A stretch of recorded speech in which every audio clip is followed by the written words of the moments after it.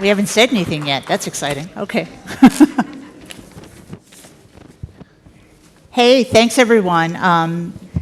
Thanks for joining. Obviously, I love to talk about creativity. It's kind of my favorite subject. And this particular subject, seriously, I'm so excited about it. It's kind of near and dear to my heart. I just made a huge career change. I'm Doreen Lorenzo. I'm the president of Quirky, which really just kind of embodies this topic. So we have a great panel, and from what I saw in the green room, we'll have absolutely no problem having a discussion, but we do want to make it interactive. And so we're going to really ask you guys to participate here. But I'm going to kick it off. I'm going to introduce who we have here on the panel and kind of kick it off with a couple of questions and then really let you guys get involved in the discussion. So, starting with Jordan Brand. So Jordan is a futurist at technology futurist at Autodesk, and although your educational background is in architectural design, you kind of trended your professional roles towards entrepreneurship and engineering. And he believes that a design education is a great foundation and wishes that designers were as creative with their career paths as they are with their work. I like that, actually. And then we have David Glettner, professor of computer science at Yale University. Reed Genauer, chief marketing officer at Magisto. Alex Young, founder and CEO of SoundCloud. And John Maida, who is the president of RISD, and in full disclosure, kind of my boss, because he's on the board of Quirky. Can I make a comment that if anyone evidently wants to participate in a creativity panel in the future, you better wear glasses? Right. Is that a prerequisite? I think it was, yes. All right. And nice ones at that. Yes. So I'm going to just throw out some questions. So Jordan, I'll start with you. Sure. Autodesk is investing a lot in the collaborative platform, and you told me that's what brought you to Autodesk. What are you seeing as successes and failures? And do you think the collaboration tools are driving creativity or just exposing it, or really it has no play? I think they can help to accelerate it. The foundation or the inception of the creativity is still this ineffable thing, but when it's there, the right platform can help to accelerate that creativity. In terms of determining the successes and failures, one metric that we use, and even as a startup in developing a cloud 3D collaboration platform, a metric that we used for success was the number of design iterations that the designers using the platform would go through with their peers, with their colleagues. We were focused on kind of architectural and building design, building big things, and so you need a big team to do that. You have the architects, you have the structural engineers, you have the people worrying about the lighting and the heating and air conditioning and all this stuff. And typically, they would go through 1 to 2 designs every week and make those iterations because it's really challenging to keep everyone in the loop on those changes and make it collaborative. And what we found is that when they're successful in doing it, they would go through not a few more or a dozen more, they went through a few hundred more, literally 1 to 200 iterations per week. So that tells me that if you give people the tools to do that, then they'll take it and run. And then you can accelerate the process. And ultimately, the goal is to have a finalized solution for whatever problem you're trying to solve. And if you can achieve that solution more quickly, I would assume is a better thing. So, John, I'm going to jump over to you. How does it impact a design education? Like this whole concept of collaborative design and crowds, or does it? Well, it asks the questions of who the authority is, first of all. But secondly, as I was saying in the green room, if you think about it, RISD is a crowd. There's a lot of people there. There's 2,500 students. When I was at the Media Lab, it was a crowd as well of 100 students. And so I think when you have a good quality crowd, you get a quality community. I think that's the number one thing we're looking for all the time. Reed, for you, I mean, I kind of love what you do.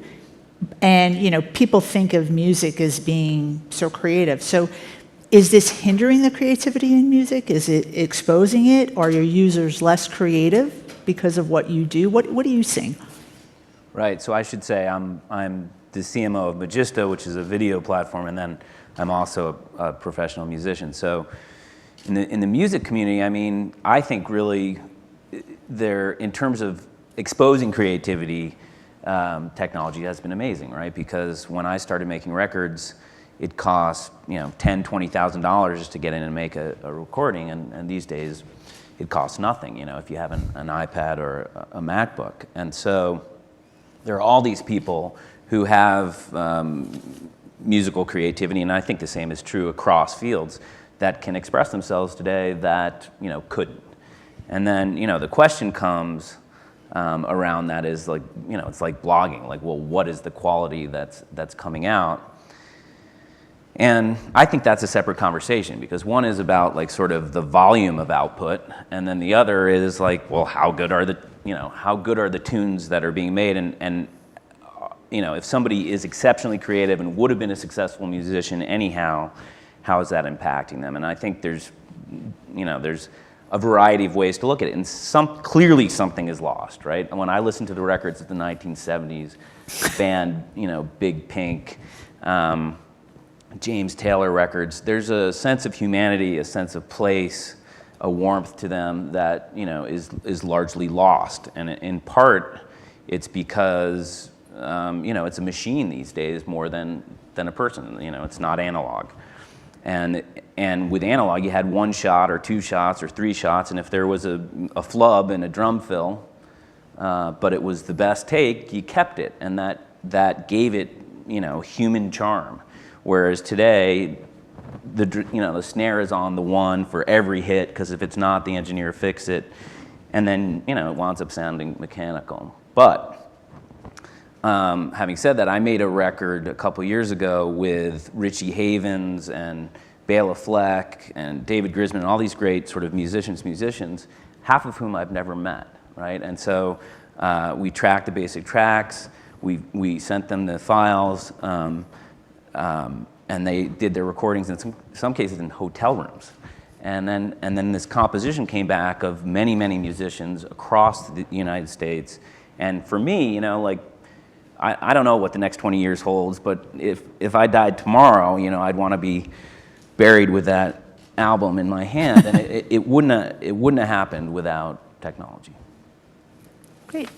Continuing. So, David, you know, we've been obsessed, right, we've talked about this, with creativity, and gigantic energy and effort has been spent over the last 100 years. Insofar as we can isolate the source of most creativity, it's the invention of new analogies. Should we focus on software? Should software help us there? I know you talk a lot about this, kind of near and dear to your heart. So Right. I think software could help us. I think ironically it could only help us if it's a lot more creative than any software I know of today. I mean, creative not in the sense it's explicitly forwarding creativity, but creativity, I think, saying it's a matter of personality. To be creative is a personality quirk that some people have. Universities, I find there's a fairly fixed proportion of people that I can expect to be creative. An ensemble has its own creativity, has its own personality. I mean, when if I think of the Beatles or the Budapest Quartet, I'm thinking of, or the New York Philharmonic, it's Better Moments. I'm thinking of, or Yale University, I'm thinking of the personality of the group, and I want to know to what way can I encourage the personality of the group itself to express itself, because it may be more than the sum of parts. It may be an emergent system, if I'm lucky. On the other hand, people are scared to death of creativity. The role of a university is to stomp it out. I mean, when people hear a creative idea, they're by definition scared, because they say, this is not the way I'm used to doing things. I don't know where the hell you're coming from. Go away. I mean, which is why, from my point of view, the most valuable of all personalities and creativity are not the ones with creative ideas, but the ones who, despite not being creative themselves, are generous enough to want to foster creative ideas. Those are the people on whom the community depends. Wish I knew how to get more.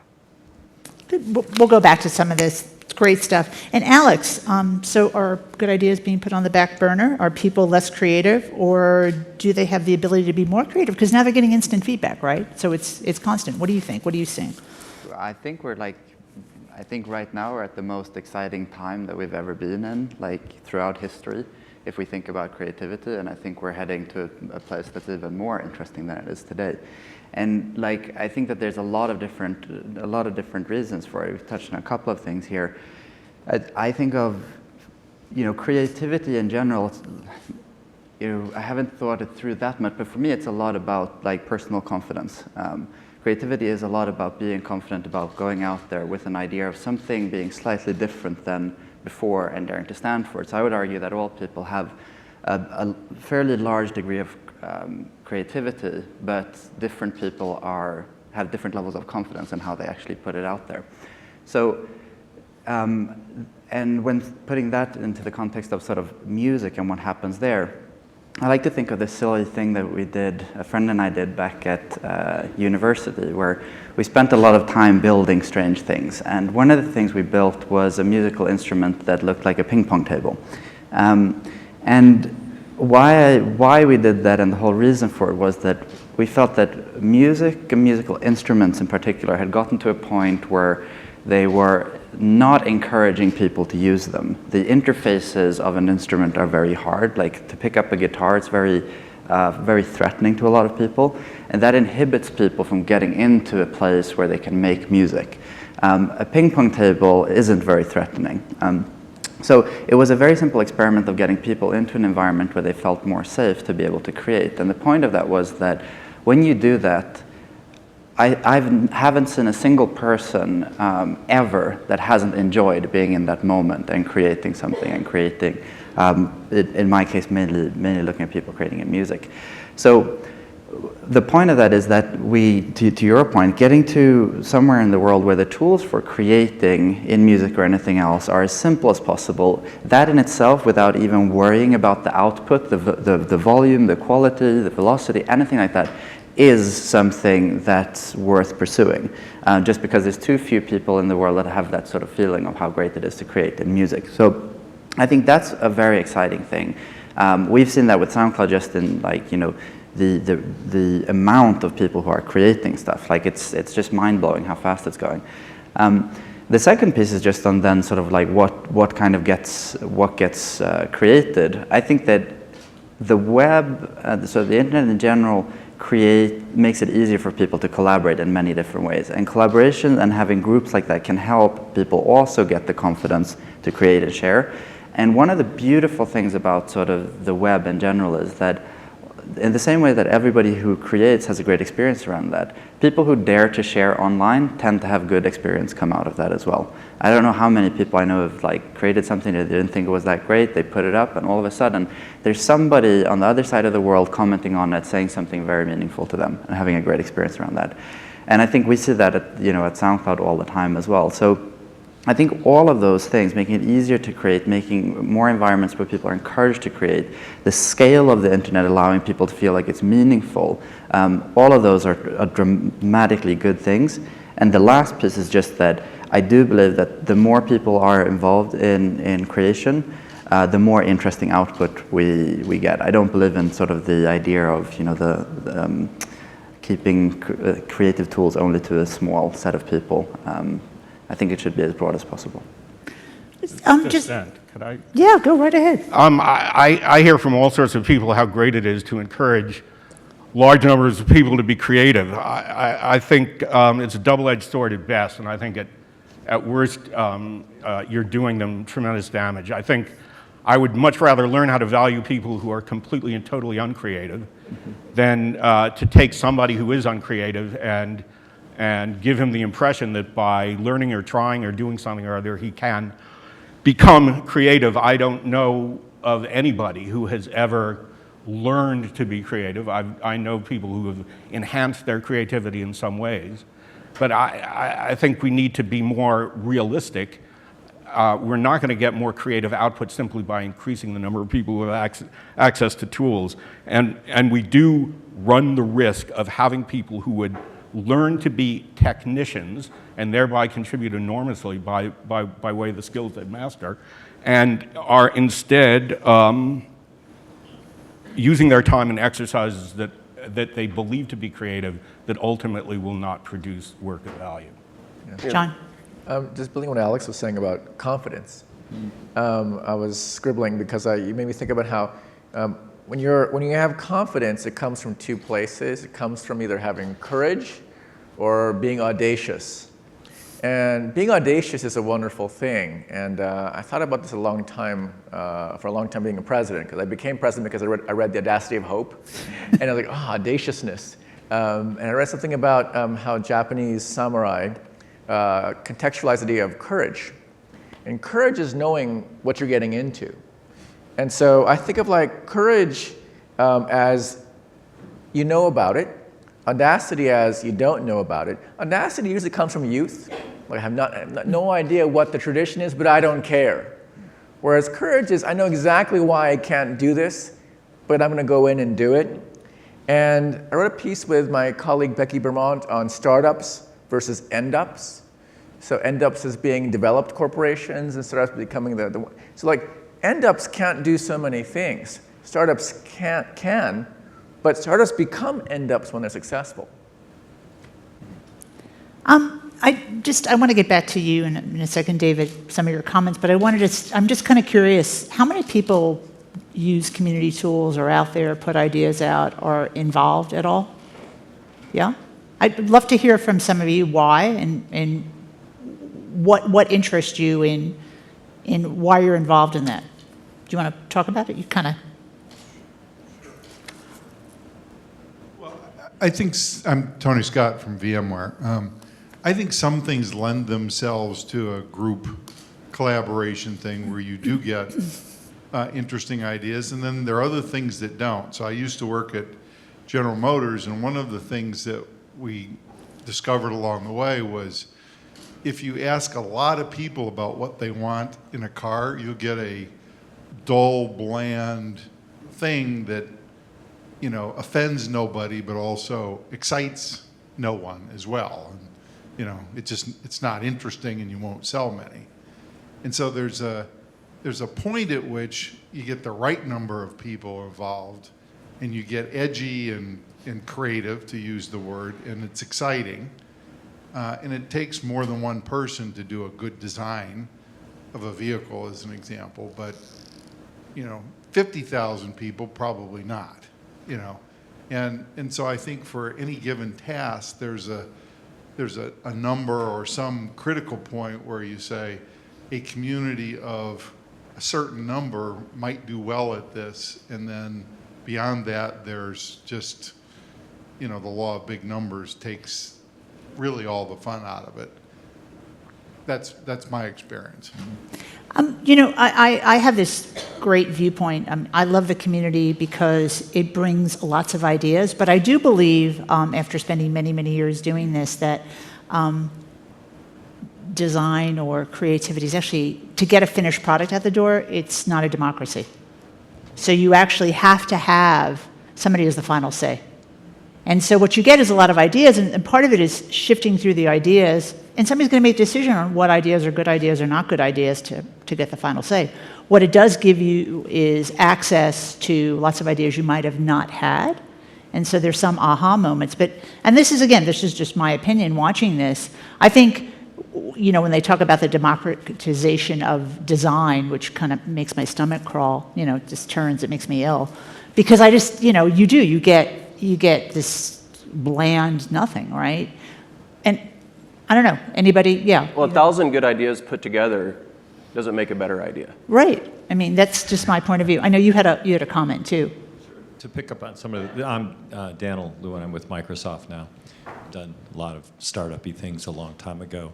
And in my experience, a lot of the framework for creativity that really wins is to have a set of constraints, as perhaps you were suggesting. It's nice to get a lot of ideas, but someone has to build a framework within which there are the constraints of how you operate, whether it's time or money or materials or things of that ilk. And so there is an important point in the process to take ideas in, for sure, but then there's moments in time along the timeline where you have to impose those constraints. And for example, I spent time working on the team that built the Macintosh and things like that. So there's always a timeline and a process that you have to adhere to, and it's often time and money. It's not just great ideas.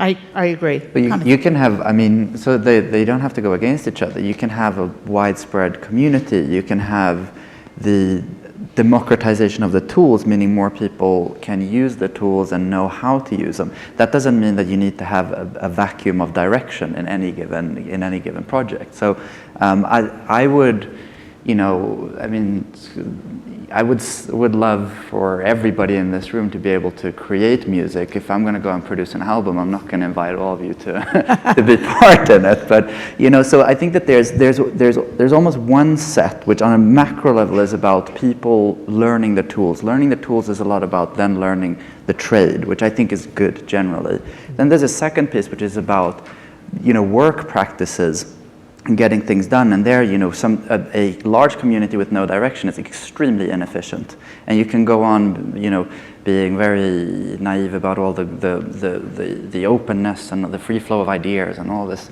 beautiful stuff, but generally it tends to be very slow and doesn't function that well. So if it doesn't have clear direction, and then at the last part is the output of it, and there I just find it interesting to. The people sometimes are scared of the fact of having more people create output, and that's something challenging to sort of the good quality stuff out there. I think that if you are a creative person, I'm not disagreeing, but I think if you are a creative person, the obstacles you face are some of the most valuable things in your life. I think the web idea that making it easier to put your work before the public is going to increase gross creativity in the world is a delusion. Those who have something to say and want to say it badly enough will always get out there. Yeah, but if they don't have the discipline to do it, I'm not sure that they really care enough. But this is the thing, that those people will do it anyway. This is not about them. Like just because people are doing 1,000 creative people. Well, I don't think so. I think a lot of people are creative people. Then I will enjoy the creative output of a smaller round of people, but there's value in people being engaged in the creative activity.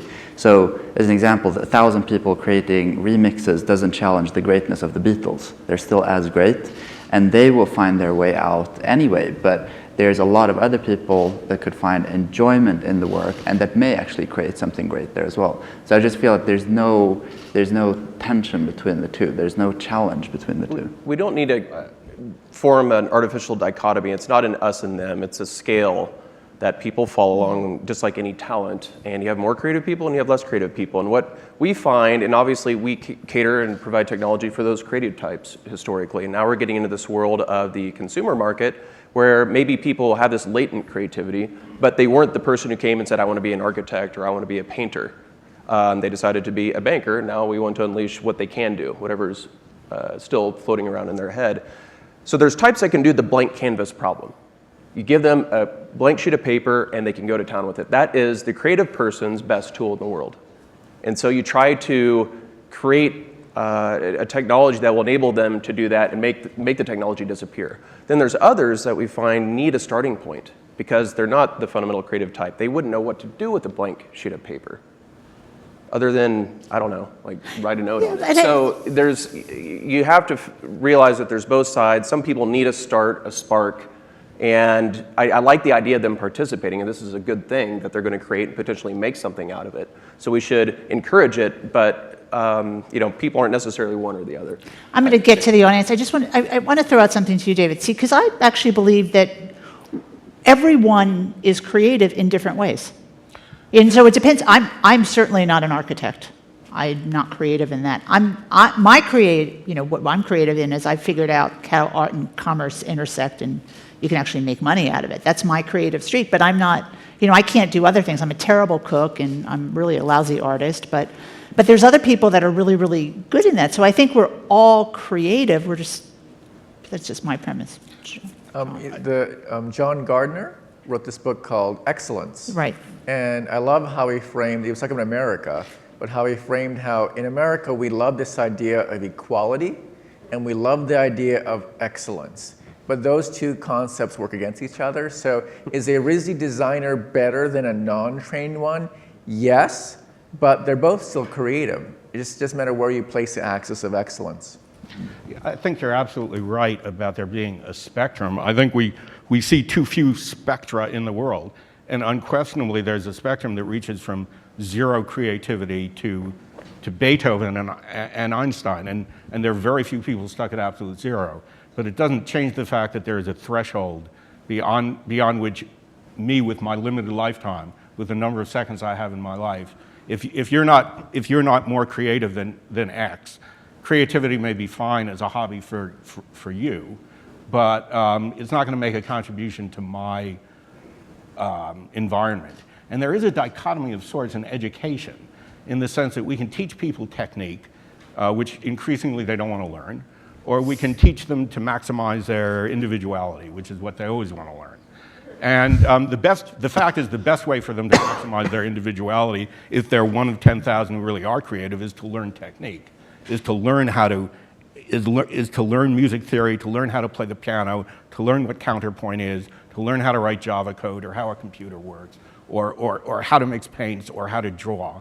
I worry that by emphasizing the fundamental sanctity of creativity at the expense of mere skill, hard work, engineering, and technique, we are depriving people of learning how to do things that can be immensely rewarding, immensely important, in exchange for something they're never going to have enough horsepower to get anything out of. Our students want to make things easy for themselves. They don't want to learn how to do hard things. But if they don't learn the hard things, we aren't fulfilling our obligation to them. Not only ours as educators, but ours as the generation looking at students who we're giving ideas to. And I think I think we're apt to hit on the creativity side of things too strongly, and technique not enough. So We're going to go.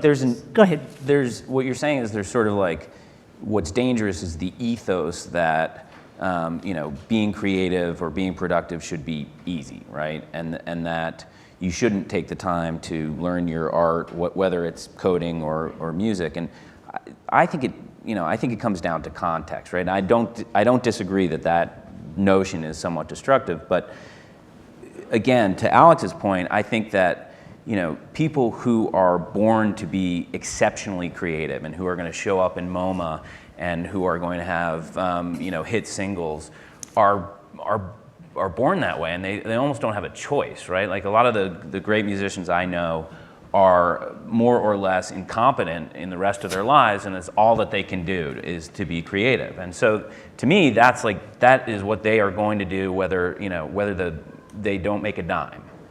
And then there's the rest of us, though, right? Or the rest of you. but there's the other set, right? And so my buddy who's a banker, right? He doesn't aspire to be in MoMA and doesn't aspire to be a rock star, but he wants to share his trip to New Orleans with his friends.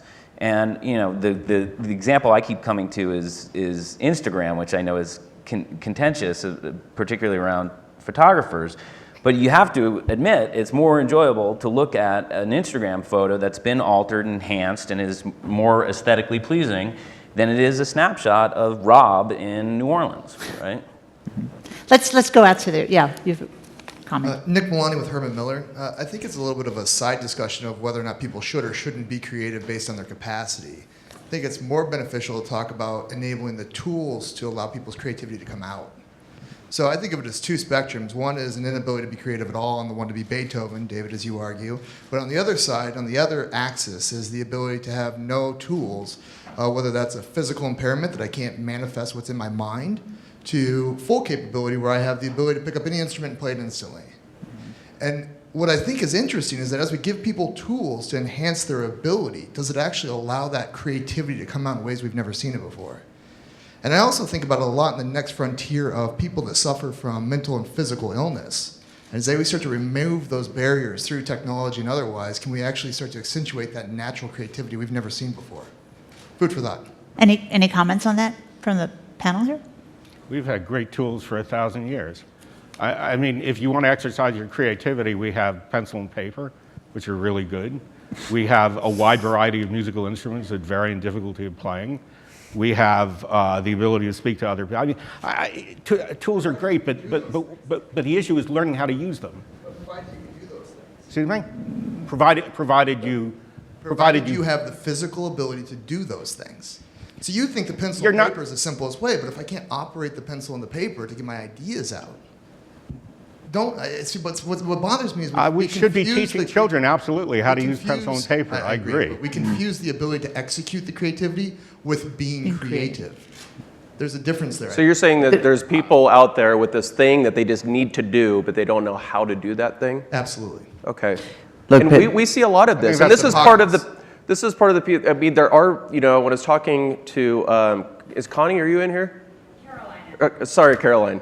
I talked to Connie after that about a similar thing, but she was talking about, this is a great example, about these plates that you have, and you wanted some bowls, and you have the idea for what they need to be so that you actually put them in your dishwasher, and they don't exist. And you're sitting there saying, well, where are the tools? I have the idea, it's here, I can see it in my head, and I don't know if you're a good sketcher or not, or if you're deft with CAD tools, but that might be an example of someone who has an idea, and they just need the means to get it out. Maybe in your vernacular, they need the technique to actually realize that idea. And I think that's pretty common out there. I mean, how many people here have an idea that if they could push go and the idea would come out the other side, would you do it?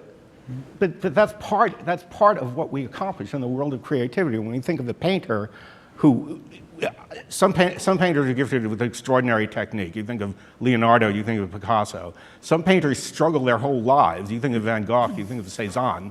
They lack the eye. You think of Giacometti. They lack the eye, but it's good that nobody ever made it easy for them because their struggle to express what they got in their head, part of their art. We don't want to make it go away. It's part of their personality. It's absolutely true. Some people have more, people have the balance. But human personality works out well that way, and I don't see that we're in need of doing anything new except making sure that people them so that if they do have something, they're to do it. Here's an example where I think about this a lot in the context of Magisto. We're a social app we're basic for enhancing video and sharing it with people you know and care about. And so, we've created this efficiency in communications, right? Facebook and SMS and all this stuff. And so we're managing these larger networks of people. And I know you think a lot about emotion and the impact of emotion on technology and on creativity. And so what we've done is we've created these really shallow interactions. We've used technology to enable ourselves to manage, big communities of shallow interactions. And what interests me in the context of what I'm doing at work is how do we use technology to add depth to those same relationships without having to, contract them, because the reality is they exist, right? They're out there. So how would you respond to that? That's a great question, and it's a deep question. and if you look at the way younger students, graduate students, undergraduates, high school students use the web nowadays, I mean, the web was always a tool to shorten attention spans. The whole point of the web was the very microsecond you get bored, push a button and you're somewhere else. So you couldn't design a better way to reduce people's ability to do any kind of deep thinking because you're encouraging them. There's always a more beautiful, fascinating, wonderful, funny, exciting, something interesting interchange on the next page, so just keep going. It's a very good question. I think it's the central question of the web. How do we take this enormously powerful technology and use it in such a way that instead of increasing superficiality, so now I have undergraduates at Yale who I think are as smart as any undergraduates at any college in the country, never read a book, and whose ignorance is absolutely staggering, and they know about it. I mean, the sad thing is, they've worked very hard getting educated, and their parents have worked on them, and often their parents have spent $1 billion getting them, and they've learned nothing, and they know it. So how do, growing up in this wonderful internet age, we've succeeded in producing the most ignorant generation of young people, I think, in modern history. And the question is, how can we turn this superficiality engine, this international gossip machine, into something that increases depth instead of superficiality? Wow. That's the deep question. Wow. Wait, John, you had a comment. Wait, hold on. Ellis, John, you had a comment. I wish I were David. What is your name? The person who asked the Wouldn't question recommend. from Miller. What is your name? Nick. Balani? Yeah, I love what you, I mean, when you said being creative versus executing creativity, I thought that kind of like nailed the frame. So I want to note that. Okay, let's just get one more question, then we'll go back, because David, that was great stuff, so, yeah. Hi, Louise Callaghy from Net Power and Light. I just wondered if the context for the converse and the ecosystem, because talent is remarkably noticeable in any creative endeavor, especially in the outputs that we see in life and society every day.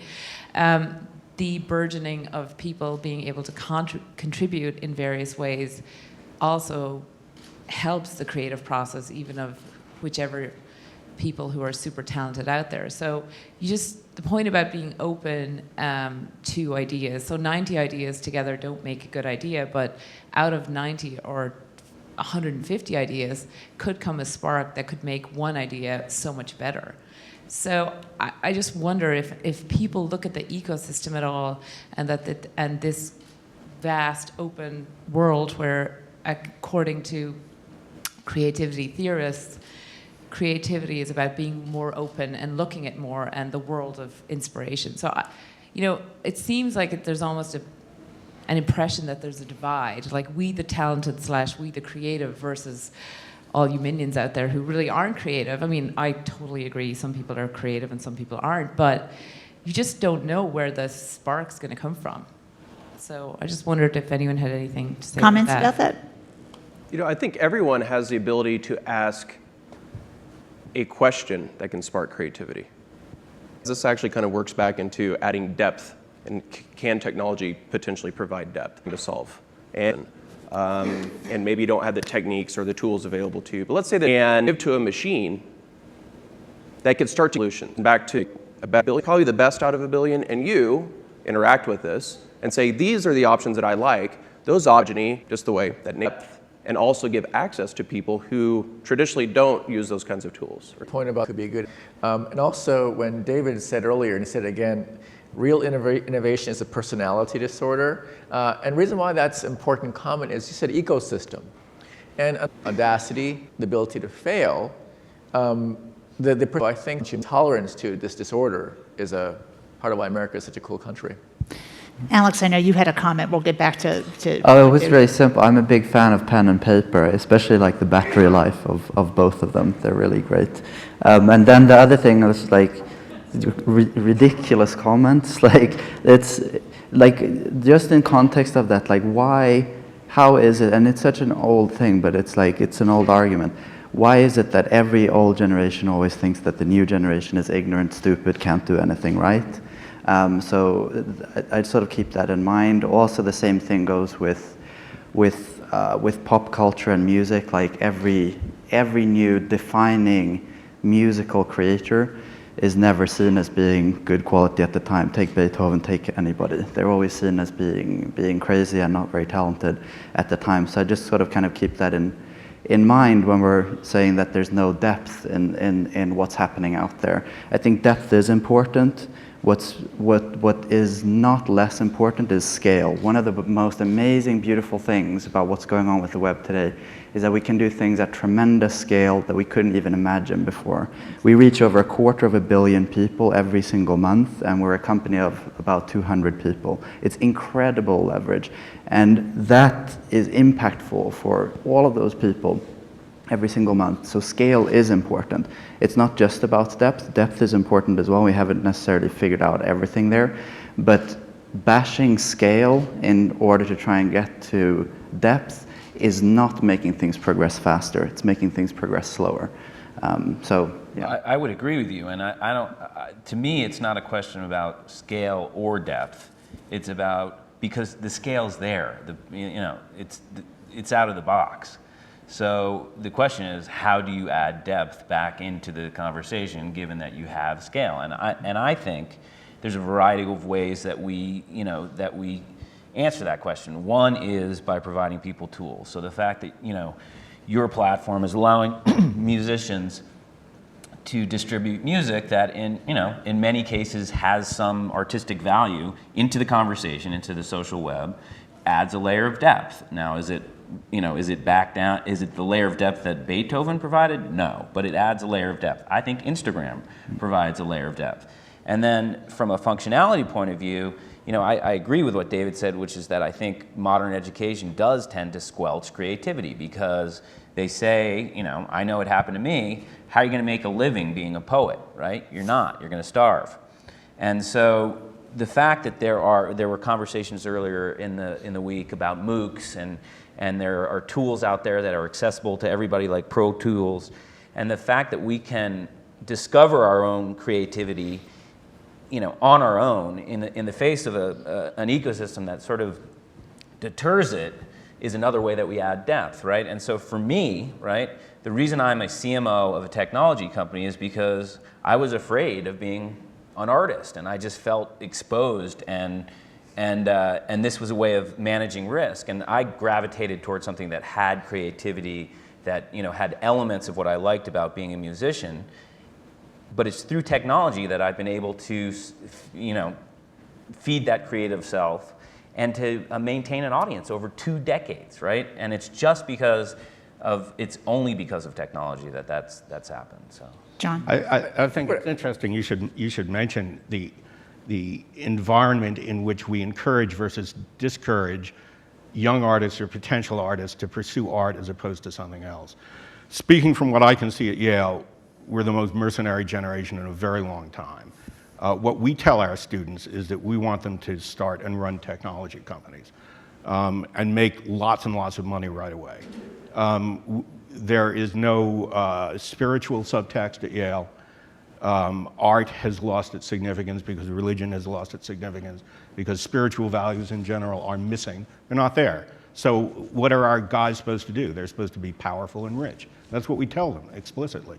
So you couldn't ask for a better environment for suppressing creativity. right, but so that's a reality though, Yeah. right? So one option is change the system. Doesn't have to be that way, though. It doesn't, I agree, Yeah. but it's difficult to change an entire, ethos or archetype. The other is to accept the reality and say, given that this is the reality, how do we allow people to explore their creativity while, going out to be moguls or whatever? Go ahead, I just John. want to go with the ecosystem comment over here, because the thing you said just now was like picking up a car and like throwing it upside down. I really appreciate that. It was done in a very subtle way, so it was nice.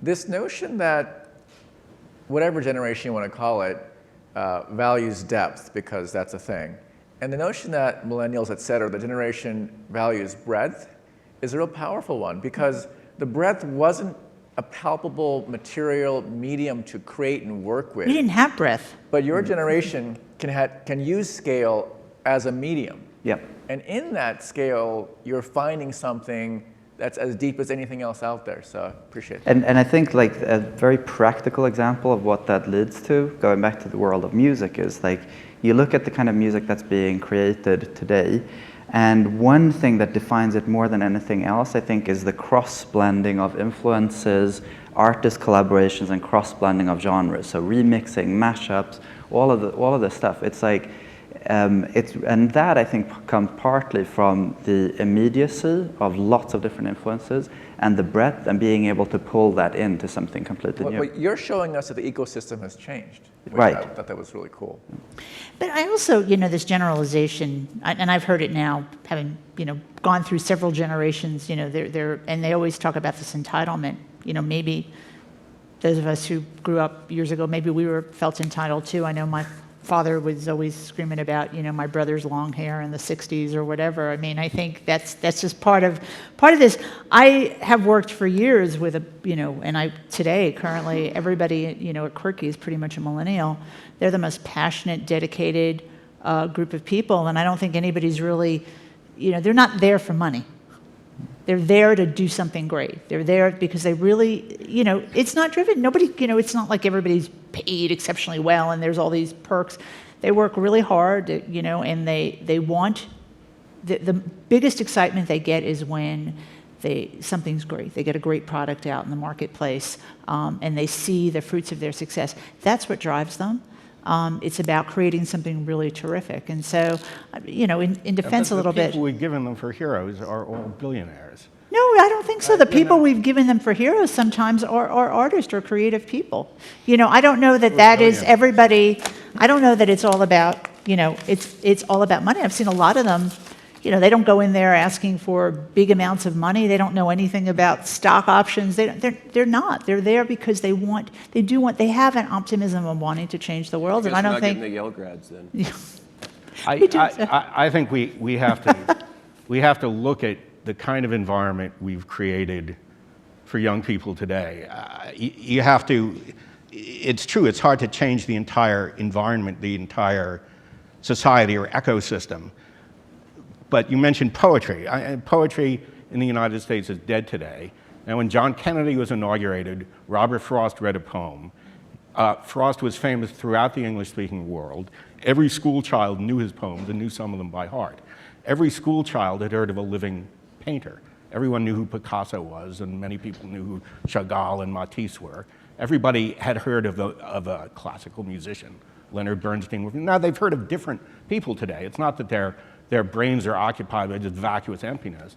But we have to take responsibility for the people we've set up as heroes. I think we've done a lousy job. I mean, when I see millennials today, it's certainly that I don't see bright, talented, dedicated people who want to work hard. It's just that they have no goals. We haven't taught them goals that are in line with their skills. I think there are a few areas that are slightly different. I think of all the arts, architecture is the only one that is thriving today. But I think on the whole, we're seeing these wonderful millennials who will work hard for what? Because we're embarrassed. We're embarrassed to talk about spiritual things. We're embarrassed to talk about truth and beauty and goodness and depth.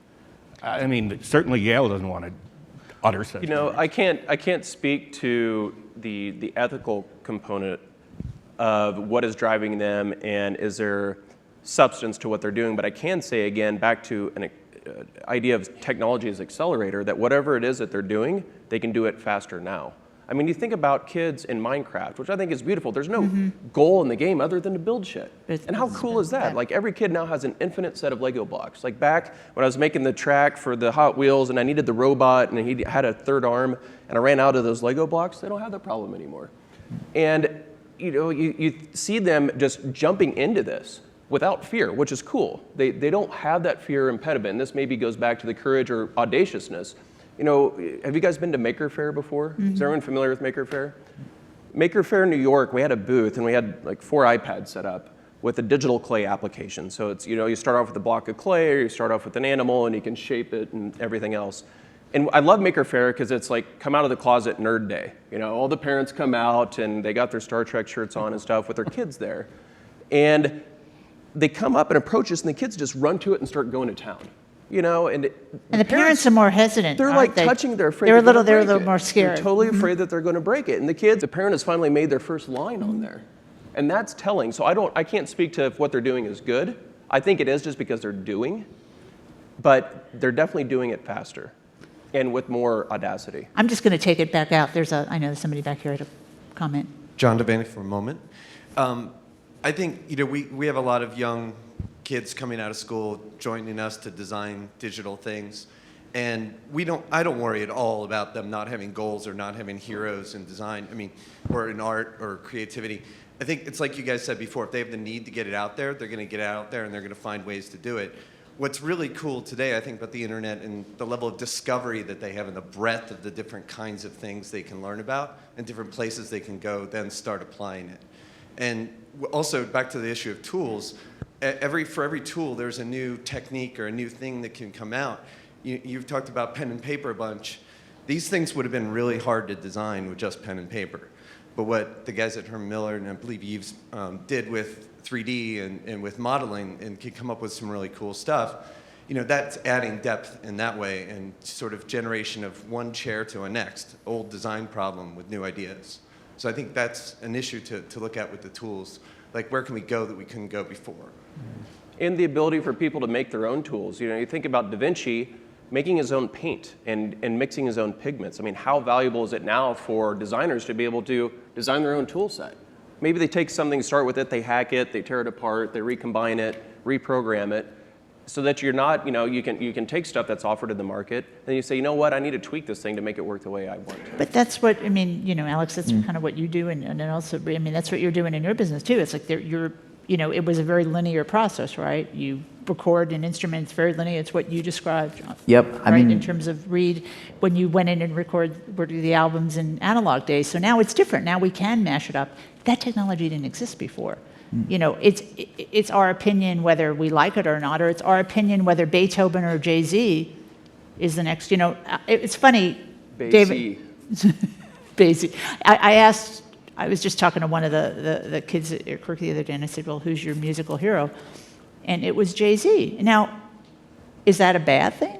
I mean, Jay-Z is a genius in what terms of what he's doing. Depends compared to what? I mean, well, we're comparing him to Beethoven. In 50 Yeah, I years, think when we so. look back at and say Jay-Z is a hero, as we look back and said Beethoven is a hero. I don't know that that's necessary. It's just an opinion on what we feel. I want to also, I know all of there's art is only an opinion, and Yeah. and all of subjective reality is subjective, but it's no less real for being purely subjective. Hi, Bill Coughlin from Ford. You've talked about tools enabling people to be creative, bring that out of them. The education system, is it helping or hurting? And the ecosystem needs to be supportive. Most of us work in teams, and frankly, I could care less if Sally or Bob, on an individual basis, is the most creative they can be. I want the team to be creative, to bring a result that we can, produce and consumers will appreciate. And I was just curious if the panel has any, advice for, people like us who might want to create a process that will enable the creativity in a group that's trying to solve a problem. I'm happy to jump on that one first and talk about that. I think what you can do with team-based approach is that's where you're going to generate the ideas. But at the end of the day, it comes back to what I said. There needs to be someone that's going to take that and drive it.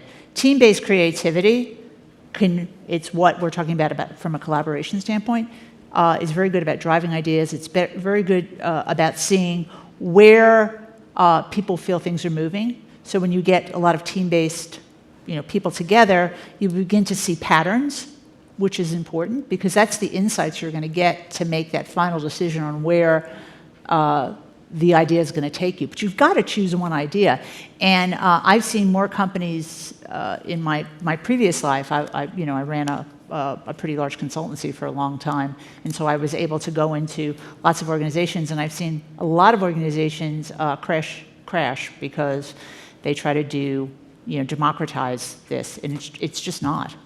It's my 2 cents. I don't know if you guys have any. Team-based creativity is a fascinating, challenging question because experimental psychology doesn't know terribly many things, but one of the things it does know is that creativity in the intellectual or conceptual, as opposed to visual or musical sense, originates in the invention of new analogies, restructuring, so-called, psychologists call it.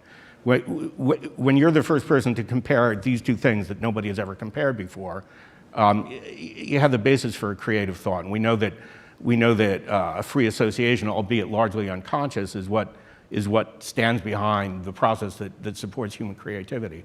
I would love to know whether I could get a team of people free associating as if it were an individual in a sense, so that I make an entirely fresh set of associations, next step possibilities available because a spark here lights a spark there.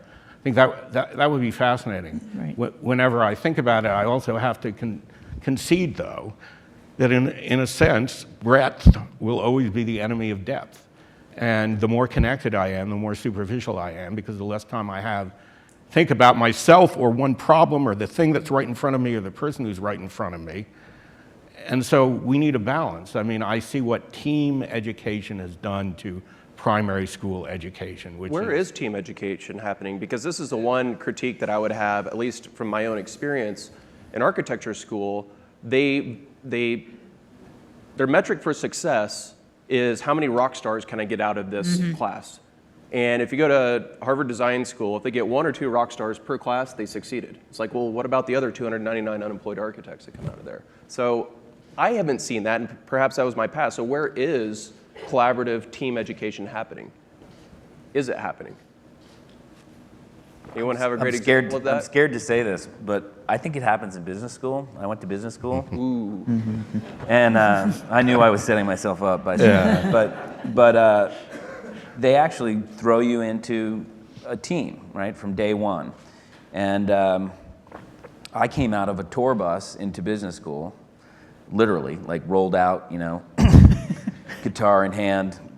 They just kind of kicked me out, and I did a duck and Same thing. I would have failed miserably without my team who supported me, and so there is an emphasis there. You know, there are certainly things that you can critique about business school, but that's one where they teach a lot about team dynamics. I can say something even more unpopular than that. Team education in this country used to be done in the military, in the draft. People were thrown together, and their lives depended, at least in simulated cases, their lives depended on one another. They had to work together, or they would die, or they would be hurt. We have divorced military and anything military-like from our society, but that was a kind of training that built teams and team things. We've kind of like we're kind of at this place, right, where all we've known and the sort of historically where we've had knowledge around how to work together has been in this more military style, very, you know, top-down kind of organizational structure or societal structure, any kind of group structure. And we've sort of gone on the journey of saying like, well, that's not necessarily what we want anymore, and we don't think that that necessarily always provides the best results. Yet we haven't learned how to collaborate as groups in a less structured way. And I think that comes down to the point of like, where is that happening today? I think like a lot of people are trying to figure that out. We're definitely trying to figure that out within our startup. How do we get that? What's the best sort of mode of collaboration where we keep the creativity, the innovation that's there from the start, yet we still have some structure around it as well. And to be honest, I don't think any of us know really how to do that at scale yet. Question here again. Yeah, maybe just a different perspective on this. Nick Milani again, Herman Miller. Let's talk about it not as an elitist group of folks that are highly educated in this room. Let's think about it as the world and the 6 billion people that live here. And presupposing that there is a certain number of people that are either creative or not, then isn't the goal of the tools to scale to find as many of the creatives in the world and bring them up through the system so we can exercise their talents? And I think about each of them, the panelists, and I think about scale. So I think about the folks that represent a university. You may have the ability to touch several thousands or tens of thousands of people. Autodesk, provided you have a PC and a nice license to that software, you may be touching hundreds of thousands of people. 130 million. Okay, 130 million.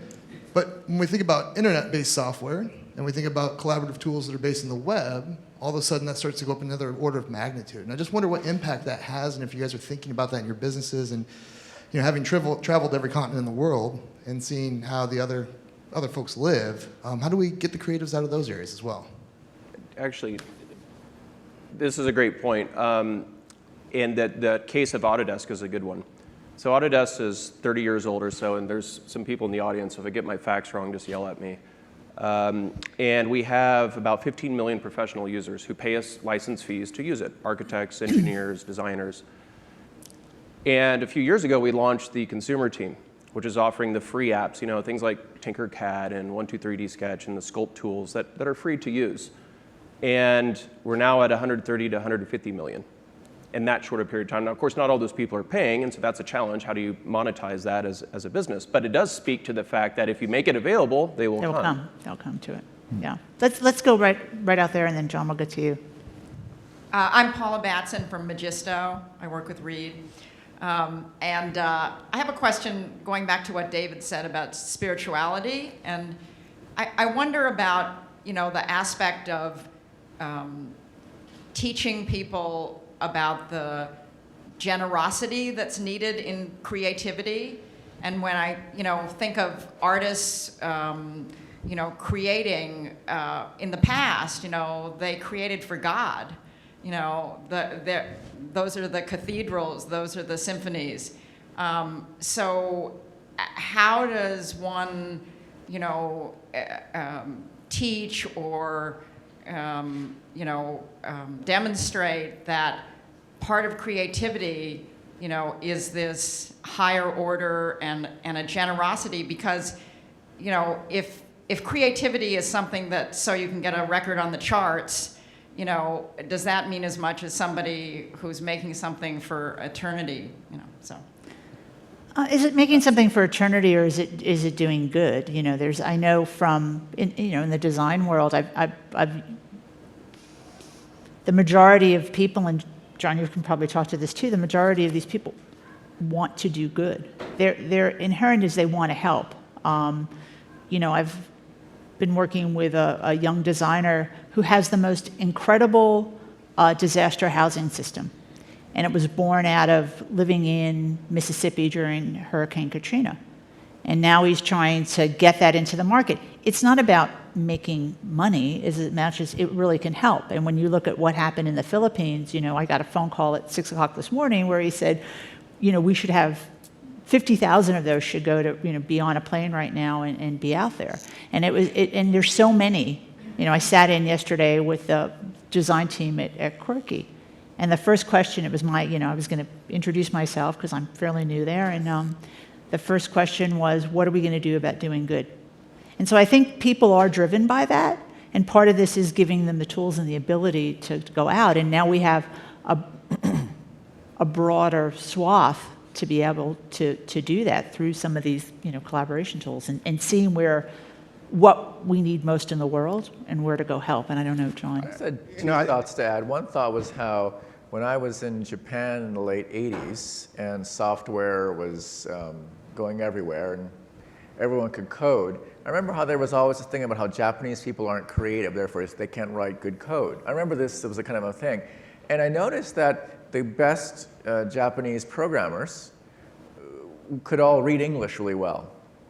And because programming is in English, you know, printf, all these things are in English. That's one thought I've always kind of come back to from a few 10 decades ago now. The other one is one that David said, software can help us get more creative if it gets a lot more creative than it is today. So software is a limitation. These social media systems that have been built by primarily technologists who don't do the job of community building, and how easy it is to make instance or GitHub it and get your own version and build on top of it. Those are all pieces of culture that we tend to think are going to solve so many problems, but they're primarily from a technocentric, Western-centric view. That always concerns me in this dialogue around creativity and tools, because it's deep in the plumbing, and we have to start to see it. It's a tremendously important point. I mean, look who builds the software. There are people who are technically gifted for the most part, and in my experience are spectacularly uncurious about the broader world of the arts and humanities. Of course, that doesn't go for 100% of the cases. But by and large, engineers are not the group, program developers, software designers. There are whole huge areas of experience that they know nothing of. And tools are great, but they don't replace intellectual discipline, mental discipline. I mean, this is a deep point that in the West, great art exists because of religion, and to some extent an explicit opposition to religion. We would have no art without Judaism and Christianity. And it's an open question whether art can continue to exist in a post-Judeo-Christian environment. It certainly hasn't shown that it can. I don't know. We don't, you know, the results are not in yet. But I wish that we could get a different group of people in computer science departments and technology programs, designing software, thinking about software, designing interfaces, something I've talked at the university and other places about a lot. I wish we could get people to whom mathematics doesn't come easily, to whom engineering doesn't necessarily come easily, but who understand human beings better than the average engineer. What's the challenge? Why isn't that happening? It's the mathematics and the engineering, because they don't want to get C minuses in all their, you know, undergraduate courses. And so it's but I would say if you look at the startup world today, like, I mean, especially now, even compared to 5 years ago or 10 years ago, you look at sort of internet tech startups, and it's dramatic how the shift has gone from like being like pure CS focused to now it's like designers are much more in demand than anything else. And it's kind of interesting because I always saw that, and we felt like we were in Sweden, we were about to start our company. We were like, okay, do we go back to San Francisco? And we're like, no, like we're going to be using technology, but we're primarily for sort of creative people. So we're going to move to Berlin because that feels like it's more culturally relevant. We want to be in that context, and that's more important for us.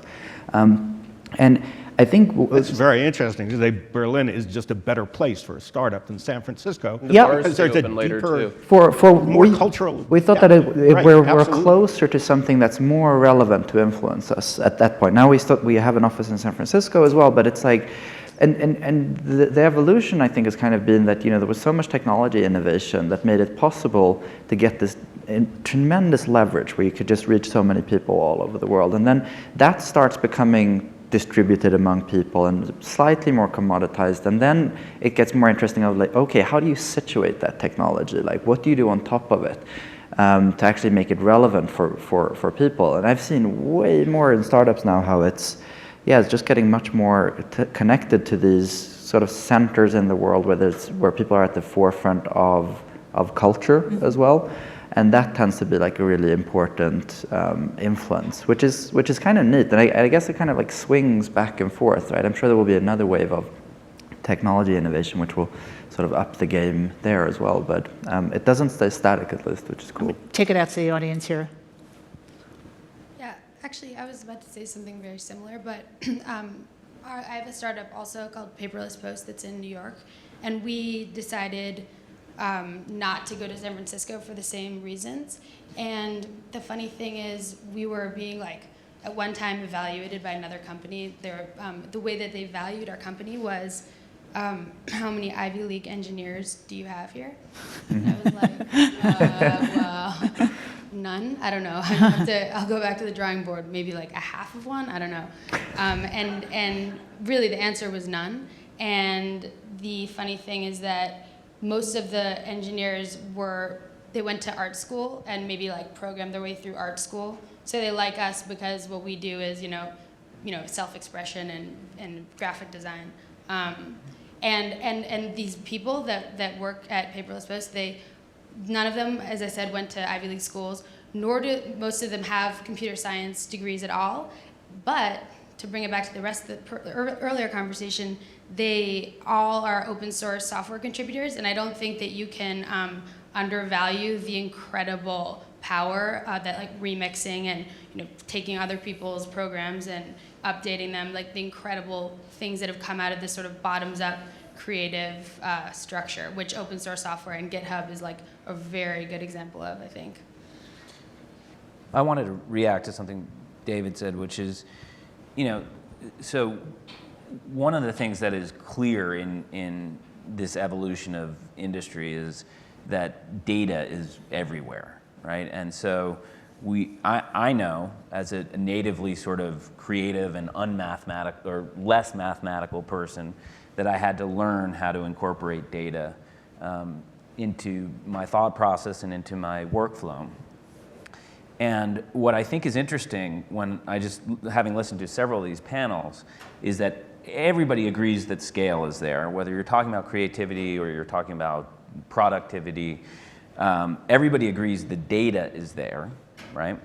And then the question, there is a theme at this conference about how that data is used and how it is juxtaposed to our humanity, right? So there was a comment made by a gentleman yesterday, and forgive me, I forget his name. He said, I'm going to make a prediction that those who understand people's emotion are the ones who are going to succeed in the future. That was one. There was a panel yesterday on data mining, and again, I don't remember the name, but the individual said companies can use data for good or evil. It depends on the point of view. And where does that point of view come from? It comes from the leadership, from the people. And David talks about that we have this sort of this guideline. I think you said like sailors had longitude back in the day, but they were missing latitude, and that latitude is spirituality and humanism. And so I don't know. I just think that's an interesting theme, and mainly I only know that because I was afraid you were going to torture me up here.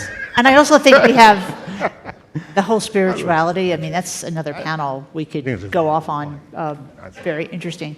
I we're getting close to the end, so I just thought maybe you guys could each kind of make a, kind of closing statement around collaboration, community, creativity, and end it up that way. I don't know. Jordan, you want to start? I'll say the discussion about the spirituality and what is driving this is a good one to have. And so I'm going to be the neutral party there and say, I don't know what that means yet. I know what it means for me, and I think it's a highly individual thing, so that whereas we don't have the church per se to drive the design, why can't creativity just be for the individual? Right. Why can't people just create for themselves? I don't expect you to enjoy my drawing or expect you to even enjoy anything that I might make. It's for me. So I think that personalization of the creativity is the focus, and if the new generation gets gratification, benefit from that, so be it. That's great. And I believe that technology will continue to accelerate that push. Again, if it has misdirection, it's just going to accelerate it faster in the wrong direction. But I think if people are empowered to create and build for themselves and they have the access to it, then that should lead to good things. David? I think ultimately any activity done only by and for oneself is not going to be gratifying over the long run, as much as it might be over the short term. But I think there is a deeper point. I mean, there are a lot of deeper points. It's a very interesting topic, and many people said interesting.